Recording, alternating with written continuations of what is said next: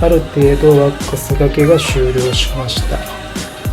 で、金物の塗装もだいたい終了したので、今から部屋に運んで、組み立てしていきたいと思います。はい、じゃあこっちの部屋に、こっちの方ですね、これ片付けてテーブルをここに設置していきます。で、こっちのちょっと釣り具道具が置いてるところを、アイアンシェルフを設置して片付けていきたいと思います。